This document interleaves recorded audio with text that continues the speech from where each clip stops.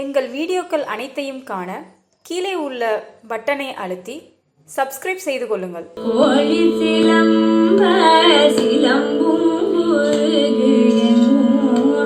எழிலியம் பாகியம் பெண் சங்கு எங்கும் கேழில் பரஞ்சோதி கேழில் பரங்கருணை கேழில் விழு பொருள்கள் பாடினோம் கேட்டிலையோ வாழிதன உரகமோவாய் திரவாய் ஆழியான உடைமை ஆறும் எவ்வாறும் ஊழி முதல்வனா என்ற ஒருவனை ஏழை பங்காளனைய பாடலொரும் பாவாய் ஏழை பங்காளனைய பாடலொரும் பாவாய்.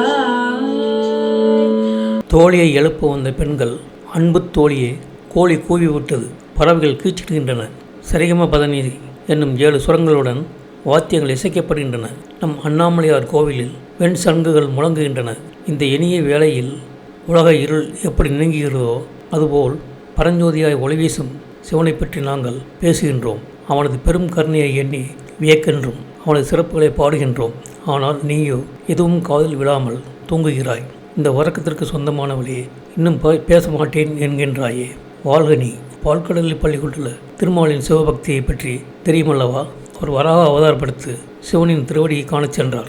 அப்படிப்பட்ட பெருமையுடைய உலகத்துக்கே தலைவனான சிவனை, ஏழைகளின் தோழனை பாடி மகள உடனே புறப்படு என்பது இப்பாடலின் பொருளாகும். இந்த வீடியோ உங்களுக்கு பிடித்திருந்தால் லைக் பண்ணுங்க, ஷேர் பண்ணுங்க, சப்ஸ்கிரைப் பண்ணுங்க.